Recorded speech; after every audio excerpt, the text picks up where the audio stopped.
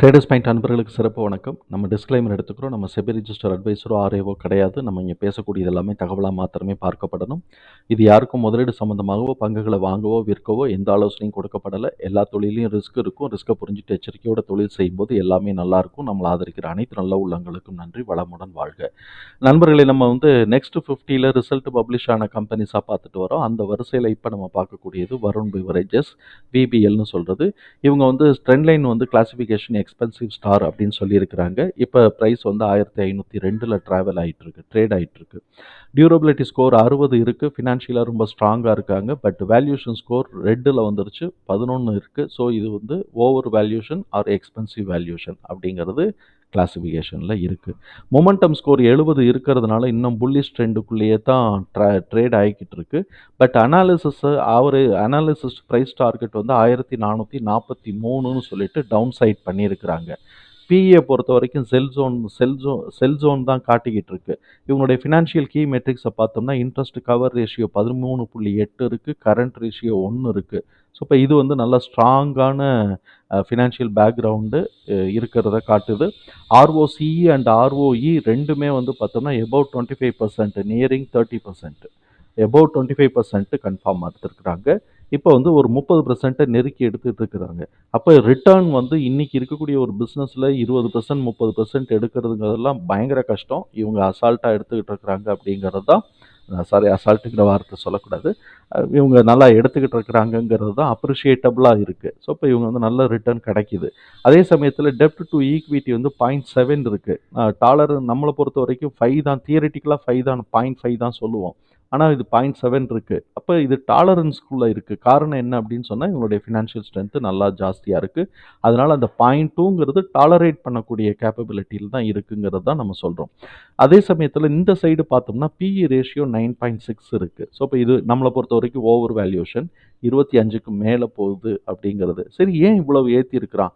அதே மாதிரி பிபி பார்த்தோம்னா 27 இருக்குது. நம்மளை பொறுத்த வரைக்கும் 5 தான் வைப்போம். ஸோ அப்போ அதையும் தாண்டி 5 டைம்ஸ் ஏறி இருக்கிறான்.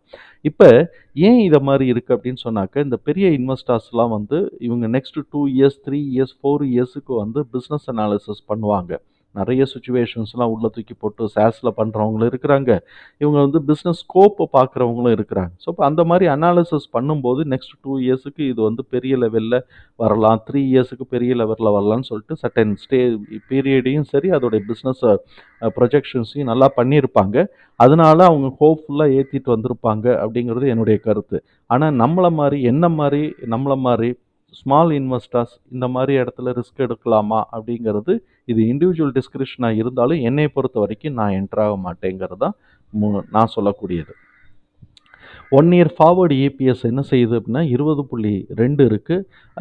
அனாலிசிஸ்ட் ஃபோர்காஸ்டர்ஸ் 1.5% ப்ளஸ் பாசிட்டிவ் சர்ப்ரைஸை எதிர்பார்க்குறாங்க. இப்போ கன்சஸ் ரெக்கமெண்டேஷன்ஸில் 19 அனாலிசிஸ்ட் என்ன சொல்கிறாங்கன்னா 3 பேர் ஹோல்டு, பாக்கி எல்லாருமே 16 பேரும் பையில் தான் கொடுத்துட்ருக்காங்க. கேஷ் ஃப்ளோவை பொறுத்த வரைக்கும் நெட் கேஷ் ஃப்ளோவும் சரி, கேஷ் ஃப்ளோ ஆப்ரேஷன் ரெண்டும் சரி பாசிட்டிவாக இருக்குது. இயர் ஆன் இயரும் பாசிட்டிவாக இருக்கும், குவார்டர் ஆன் குவார்டர் வராது, இயர் ஆன் இயரும் பாசிட்டிவாக இருக்குது. இப்போ இவங்க இதில் ஒரு நோட்டிஃபை பண்ண வேண்டிய ஒரு விஷயம் என்ன அப்படின்னு சொன்னாக்க, இவங்க டிசம்பர் மாதம் அக்கௌண்ட்ஸை க்ளோஸ் பண்ணுறாங்க, மார்ச் மாதம் இல்லை அப்படிங்கிறத நம்ம புரிஞ்சுக்கணும். இதை எப்படி இங்கே இந்தியாவில் எல்லாருக்கும் மார்ச் மாதங்கும்போது இவங்களுக்கு டிசம்பர் பண்ணுறாங்களான்னு, எப்படி பண்ணுறாங்கன்னு தெரியல. மார்ச் மாதம் அக்கௌண்ட்டை தான் டிசம்பர் பண்ணுறாங்களா அதை பற்றி எனக்கு தெரியாது. ஆனால் டிசம்பர் தான் அவங்களோட இது ஆனுவல் ரிசல்ட்டு வரும். இதே மாதிரி வேறு ஒரு கம்பெனியும் நம்ம பார்த்தோம். இப்போ நம்ம குவார்ட்டர்லி ரிசல்ட், மார்ச் குவார்ட்டரோட ரிசல்ட் நம்ம பார்த்தோம்னா quarterly net profit, quarterly revenue year on இயரும் சரி, குவார்ட்டர் ஆன் குவார்ட்டரும் சரி இன்க்ரீஸ் ஆகிருக்குங்கிறது தான் நமக்கு கிடைக்கக்கூடிய தகவலாக இருக்குது. அதே மாதிரி இபிஎஸும் ஆப்வியஸாக கூட தான் வருது. இந்த இபிஎஸ்ல நம்ம அப்சர்வ் பண்ண வேண்டிய ஒரு விஷயம் என்ன அப்படின்னு சொன்னாக்க, மார்ச் குவார்ட்டர் காட்டிலும் ஜூன் குவார்ட்டர் கூட எடுக்கிறாங்க. பார்த்தோம்னாக்க இந்த இடத்துல 2022 மார்ச் குவார்ட்டரில் 5.9 எடுத்துருக்குறாங்க. இந்த மார்ச் குவார்ட்டருங்கிறது டிசம்பர் குவார்ட்டர் காட்டிலும் கூட இருக்குது அப்படிங்கிறது புரிதலாக இருக்கணும். அப்போ மார்ச் அண்ட் ஜூன் கூட எடுக்கிறாங்க. அதில் மார்ச்சை காட்டிலும் ஜூன் கூட எடுத்திருக்கிறாங்க. அதே மாதிரி 2023 6.6லேருந்து ஜூன் மாதம் 7.7 எடுத்திருக்கிறாங்க. ஆனால் இவங்க செப்டம்பரும் டிசம்பரும் கீழே இறங்கிறாங்க, படிப்படியாக கீழே இறங்கிறாங்க. பீக் லோ டிசம்பர் மாதம் வருது, பீக் ஹைங்கிறது ஜூன் மாதம் வருது. ஸோ இப்போ இந்த 6 மாதத்துக்கு 6 மாதம் அப் அண்ட் டவுன் கொடுத்துட்ருக்குறாங்க இபிஎஸ்சில். இப்ப இதுல இன்னொரு விஷயத்த நம்ம பார்த்தோம் அப்படின்னு சொன்னோம்னாக்க, ஜூன் மாசம் 2022ல 12 இருந்த இபிஎஸ் வந்து ஜூன் 2023ல 7.7 வந்திருக்கு. அப்ப ஜூன் 2024ல இத காட்டிலும் கம்மியாக போதா? இல்லாட்டி இத காட்டிலும் பீட் பண்ண போகுதா? அப்படிங்கிறதையும் நம்ம நோட்டீஸ் பண்ணேன். ஏன்னா இதுக்கப்புறம் தான் சப்சிக்வென்ட்டா அடுத்த லெவலுக்கு மேல போகுமா? இல்லாட்டி கீழ அடிச்சு விடுவாங்களா? அப்படிங்கிறத நம்ம பார்க்கணும். இதோட புக் வேல்யூ 54.5 இருக்கு. இப்ப இவங்களுடைய ஷேர் ஹோல்டிங் பேட்டர்ன பார்க்குறோம் அப்படின்னு சொன்னாக்க, பிளட்ஜ் வந்து 0.04 இருக்கு. ப்ரொமோட்டர்ஸ் ஹோல்டில் வந்து பிளட்ஜ் வந்து 0.04 இருக்கு. எஃப்ஐஎஸ் என்ன பண்ணி வச்சிருக்கிறாங்கன்னாக்க, கிட்டத்தட்ட வந்து ஒரு 1% கிட்டக்க இறக்கியிருக்கிறாங்க. 1%ன்னு சொல்லலாம். ஏன்னா 26.5லேருந்து 25.79 அப்படின்னு சொல்லுது. இறக்கி வச்சிருக்கிறாங்க. டிஏஎஸ் வந்து என்ன பண்ணியிருக்கிறாங்க அப்படின்னு சொன்னா, 0.1 கிட்ட இல்லாட்டி 0.05 கிட்டக்க இறக்கி வச்சிருக்கிறாங்க அப்படின்னு சொல்லலாம். ஸோ இப்போ இவங்க வந்து கீழே இறக்கி தான் வச்சிருக்கிறாங்க. ஆனால் ரொம்ப மார்ஜினலாக பெரிய ஒரு சிக்னிஃபிகண்ட்டாக இல்லை. இன்னும் புல்லிஷ் ட்ரெண்டில் தான் இருக்குன்னு காட்டுது. ஸோ இப்போ இந்த இன்ஃபர்மேஷன்ஸை தூக்கி நம்ம எக்ஸலில் போட்டோம். இந்த எக்ஸலில் போடும்போது இந்த லோ நான் வந்து எப்படி செலக்ட் பண்ணேங்கிறத பார்க்குறோம். ஃபேர் ப்ரைஸ் எடுத்துக்கிறோம். ஃபேர் ப்ரைஸை எடுத்துட்டு ப்ரீவியஸ் சைக்கிளோட ஹைட்டோட நான் வந்து கூட்டிக்கிறேன். அப்படி கூட்டும்போது எனக்கு 482 வருது. அத நான் போட்டுக்கிட்டேன். சரி, இப்ப இது சரியா அப்படிங்கிறது சில நேரங்கள்ல எனக்கு டவுட் வந்துச்சு. ஏன்னா நம்ம இத பார்க்குறது ஒரு ஏதோ 50 பேரோ, 100 பேரோ பார்க்குறாங்க அப்படிங்கும்போது, அவங்களுக்கு நம்ம வந்து தகவல் வந்து சரியா இருக்கா, அப்படி ஜஸ்டிஃபையபிளா இருக்கா அப்படின்னு ஒரு செக் பண்ணணும் அப்படின்னு சொல்லிட்டு நான் சர்ச் பண்ணேன் கூகுள்ல. அப்படி சர்ச் பண்ணும்போது பார்த்தோம்னா, எனக்கு ஆல்ஃபா ஸ்ப்ரெட் அப்படின்னு சொல்லிட்டு ஒரு சைட்ல வந்து இந்த மாரி கிடைக்குது. இவங்க இன்ட்ரின்சிக் பேஸ் அப்படின்னு சொல்லிட்டு 530ன்னு போட்டிருக்காங்க. நம்ம 480 எடுத்துக்கிறோம். ரூ. 50 டிஃபரன்ஸு. இது வந்து இண்டிவிஜுவலா வரக்கூடிய பெர்சன் டு பெர்சன் வரக்கூடிய டிஃபரன்ஸ். நான் வந்து ஒரு விஷயத்த கன்சிடர் பண்ணுவேன். அவங்க ஒரு விஷயத்த கன்சிடர் பண்ணியிருக்க மாட்டாங்க. இத மாரியான ஒரு இது இருக்கலாம். பெர்சன்டேஜ் வைஸ் வித்தியாசம் போடலாம். நான் 20% போட்டேன்னா, அவங்க 25% போடலாம். ஸோ, அப்ப அந்த மாரியான இதுக்குள்ள வரும்போது இந்த 50, ரூ. 100 வித்தியாசம் வர்றதுக்கான வாய்ப்புகள் இருக்கு. இவங்க வந்து 530ன்னு போட்டிருக்கிறாங்க. நம்ம 480ன்னு போட்டிருக்கிறோம். இப்ப இதுக்கு உண்டான பிரைஸ் இத நம்ம ஒவ்வொரு இதுலயும் நம்ம சொல்றது தான். ஆனுவல் எஸ்டிமேஷன் அப்படிங்கிறது மேக்ஸிமம் ஸ்கோப் இருக்கிறது.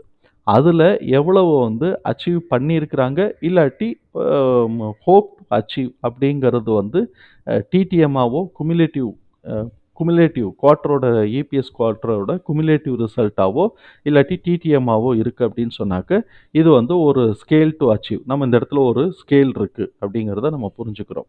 அதுல இந்த குவார்ட்டர்ல என்ன பண்ணியிருக்கிறாங்க, எவ்வளவு தூரம் இவங்க இந்த குவார்ட்டர்ல பெர்ஃபார்ம் பண்ணியிருக்கிறாங்கங்கிறது லேட்டஸ்ட் குவார்ட்டருடைய ரிசல்ட். அத பேஸ் பண்ணிக்கிறோம். நெக்ஸ்ட் குவார்ட்டர்ல என்ன பண்ணுவாங்க, அது டிடிஎம், இபிஎஸோட டிடிஎம். ஸோ, இப்போ அந்த நெக்ஸ்ட் குவார்ட்டரோட டிடிஎம் அப்படிங்கிறது நெக்ஸ்ட் குவார்ட்டர் டிடிஎம்ங்கிறது தான் இதில் கொடுக்கணும்.